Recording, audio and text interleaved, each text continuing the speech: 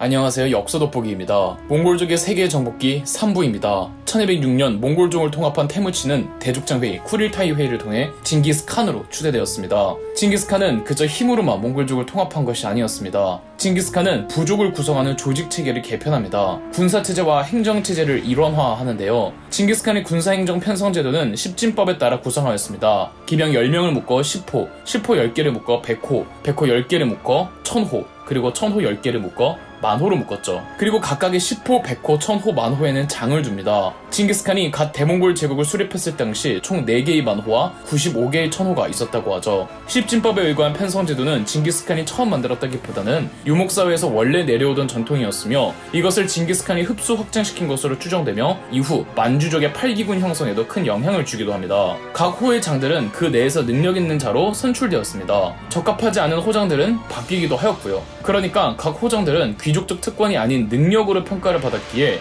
유목사회의 귀족적 체제는 사라졌으며 호장들은 호 내에선 구성원들로부터 큰 지지를 받을 수밖에 없는 거죠. 몽골계 유목부족들은 시족끼리 모여 부족을 이루었기에 가문이 비대하게 커져 귀족으로 고착화될 가능성이 농후했답니다. 십진법 단위의 구성 방식으로 징기스칸은 특정 가문의 권력 독점을 미연에 방지한 것이죠. 그간 몽골 통일 전쟁은 여러 부족들이 배신과 동맹을 반복하고 또 연합해서 싸우는 경우가 대부분이었기에 징기스칸은 효율적인 전투를 이끌어낼 수 있는 조직력에 대해 계속 고민해 왔었습니다. 그래서 고안해낸 부족제 개편이었죠. 징기스칸의 부대에는 여러 다양한 기능의 특수부대들도 있었습니다. 우선 친위부대, 캐식. 처음 징기스칸이 캐식을 조직할 땐 불과 얼마 안 됐지만 징기스칸이 한창 날릴 때는 1만 명까지 증강시켰죠. 캐식에 소속된 병사 한 명의 지위가 천호장의 지위보다 우월했으니 징기스칸의 친위대 캐식은 엄청난 영광을 누릴 수 있는 직책이었답니다. 징기스칸에겐 또 하나의 강력한 부대 조직이 있었는데요. 바로 행정부대였어요. 유목인들은 필연적으로 행정력이 부족할 수밖에 없습니다. 징기스칸은 몽골계 유목민들의 이런 한계를 깨닫고 위구르인들로 구성된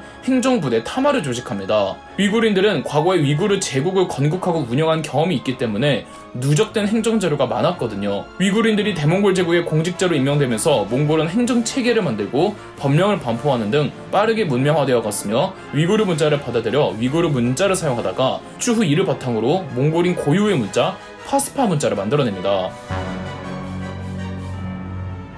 징기스칸에겐 4마리의 준마와 4마리의 사냥개라는 이른바 사준사구라고 불리던 맹장들이 있었습니다. 이 8명을 꼭 소개해드려야 할 것 같은데요. 8명은 충성심뿐 아니라 전투 지휘술의 용맹함까지 모두 갖춘 징기스칸의 비장의 무기들이었죠. 4마리의 사냥개들은 제베, 수부타이, 쿠빌라이, 젤메 4사람으로 기록에선 칼 채찍을 갖고 다니며 말이 아닌 바람을 타고 다니고 사람의 고기를 먹는다고 묘사되어 있습니다. 4마리 사냥개들 중 대장격은 제베였습니다. 제베는 징기스칸 부하들 중 가장 싸움을 잘했다고 하며 원래 징기스칸을 죽이려던 암살범이었습니다. 징기스칸이 타고 있던 말에 화살을 맞춰 낙마시켰는데 붙잡히고도 당당한 모습에 징기스칸은 감격해 화살촉이라는 뜻의 제베라는 이름을 내려주고 그를 지휘관으로 삼았습니다. 두 번째 사냥개는 수부타이로 한 번 전쟁에 임하면 미친 사람이 되었다고 하며 지나가는 곳마다 초토화가 되었다고 하죠. 평생 징기스칸을 따라다니며 32개의 나라를 정복하고 61번의 전투에서 승리했다고 합니다. 세 번째는 쿠빌라이. 훗날 원나라를 만드는 쿠빌라이 칸과는 동명이인으로 한때 자무카의 부하였습니다. 마지막은 젤메, 수부타이의 친형이죠. 원래 대장장이 출신으로 어릴 적 징기스칸과 어울렸으며 동생 수부타이를 소개해준 사람이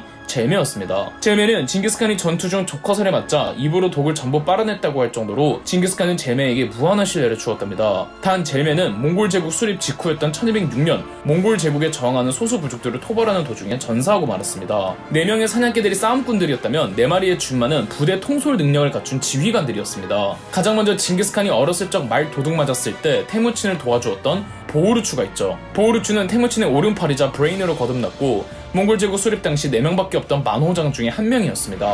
훗날 보우르추의 가문은 원나라에서 가장 유력한 권세 가문이 됩니다. 보우르추는 화가 난 징기스칸을 유일하게 진정시킬 수 있었다고 하네요. 두 번째 준마는 무칼리. 징기스칸은 몽골 제국의 군대를 좌익, 우익, 중앙군으로 나누었는데 좌익 담당 지휘관이 무칼리였습니다. 세 번째 준마는 보로클. 과거 징기스칸 최악의 패전이었던 카라칼지드 사막 전투에서 징기스칸과 징기스칸의 아들들을 목숨을 걸고 구해주었던 이력이 있습니다.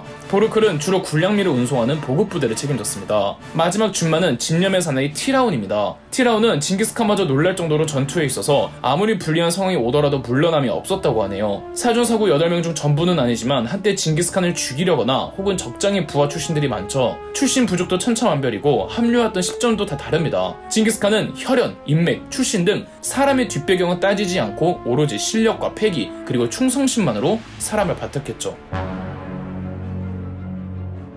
유목 초원지대로 모두 통합한 징기스칸은 이제 중국 중북방을 차지하고 있는 여진족의 금나라와 직접적으로 충돌하게 되었습니다. 금나라는 엄연한 거대한 국가였어요. 여태껏 징기스칸이 쌓아온 부족 단위의 유목 부족이 아니라는 거죠. 징기스칸은 금나라에 앞서 오늘날의 중국 간수성과 칭하이성 등 중국 서부에 걸쳐있던 서하를 먼저 공략하기로 합니다. 서하는 티베트 계열의 탕구투족이 세운 정복왕조 중 하나로 자세한 내용은 유목민족사 사막의 왕조편을 참고해주세요. 징기스칸이 금나라와 싸울 때 혹시 서하가 금나라를 도와 협공해 온다면 곤란해서 서하부터 공격했습니다. 1207년 태무친이 징기스칸으로 등극하고 1년 후 바로 서하로 쳐들어가는데 서하도 나름 국가였기에 첫 원정은 징기스칸의 실패로 끝납니다. 1209년 만반의 준비를 갖춘 뒤 2차 원정을 나가서는 징기스칸이 서하의 수도를 포위해버리고 지구전으로 끌고 갔습니다. 대외 무역의 의존도가 높았던 서하는 지구전에 취약할 수밖에 없었고 징기스칸에게 항복해버리고 말았죠. 징기스칸이 서하 공략에 애를 먹은 이유 중 하나는 몽골족은 공성전 경험이 없었기 때문이었습니다. 서하 전쟁을 기점으로 징기스칸은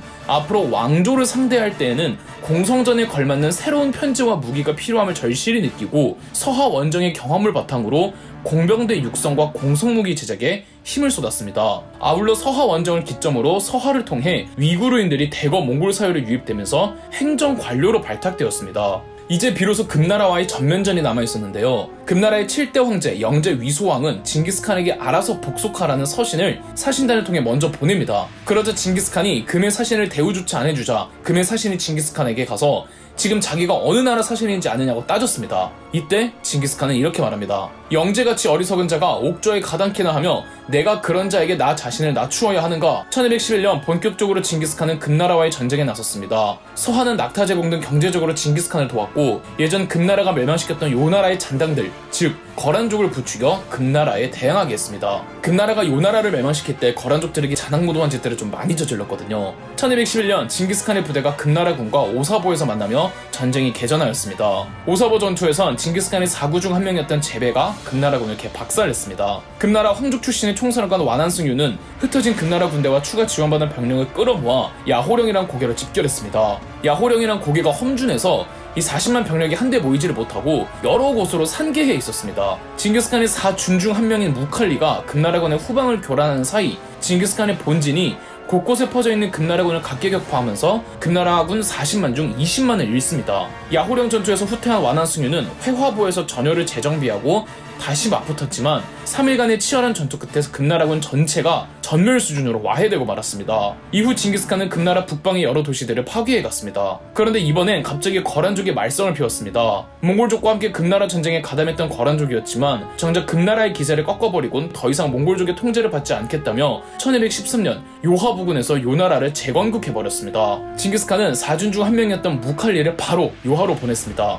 하필 시베리아 부근에서 일부 유목부족들이 반란을 일으킨다는 정보에 징기스칸은 그쪽에다가도 병력을 뺄 수밖에 없었고 금나라 전선은 잠시 멈추죠. 1213년 금나라 내부에서는 몽골족을 상대로 제대로 대응하지 못한다며 쿠데타가 일어나 영제 위소왕이 폐위되고 금선종이 즉위했습니다. 금나라가 내부적으로 어수선한 틈을 타 징기스칸은 금나라를 재침합니다. 징기스칸의 몽골군은 금나라의 수도 베이징을 포위하고는 인근 대도시들을 초토화시켰죠. 수도 포위가 길어지자 금나라에서 막대한 돈을 징기스칸에게 배상해주는 조건으로 포위를 풀기로 합니다. 얼마 안 있어 금선종은 수도를 베이징에서 카이펑으로 옮기자 징기스칸은 금나라의 2000도를 전투 준비로 간주해 다시 한번 베이징을 포위했습니다. 몽골족이 베이징을 포위하고 외부로의 길을 전부 다 차단하자 베이징은 기아에 시달렸고 베이징 내 금나라 백성들은 서로를 잡아먹기까지 했다죠. 결국 1215년 베이징은 징기스칸에게 함락되었습니다. 한편 요하를 깨고 쓰고 다니던 무칼리는 거란족들이 다시 세운 요나라를 거의 정벌합니다. 대부분의 거란족은 몽골군과 싸우다 절멸했지만 과거 요나라 황족 출신의 야율 초제는 징기스칸에게 귀순하면서 몽골 제국의 정치 기강을 바로 세우는 데 일조하였고 오늘날에는 야율 초제를 몽골 제국의 명재상으로 평가하고 있답니다. 그리고 거란족 잔당들이 1216년 고려로 도망쳐왔거든요. 거란을 추격하던 몽골군도 고려로 들어오는데 이때가 고려와 몽골의 첫 접촉이었죠. 한편 베이징 함락 후 금나라의 새로운 수도 카이펑 함락만을 남겨놓고 있을 때 서역, 즉 중앙아시아에서 징기스칸에게 시비를 걸어오는 이들이 나타나 징기스칸은 잠시 금나라 원정을 중단하고 서역으로 떠납니다. 그의 마지막 원정이었죠. 그럼 역사돋보기였습니다. 저희 역사돋보기가 멤버십 가입을 시작했습니다. 멤버십 가입을 해주신 분들 덕분에 영상 제작에 큰 도움이 되고 있습니다. 감사합니다. 영상 재미있으셨다면 구독과 좋아요, 알림 설정까지 해주시면 감사드리겠습니다.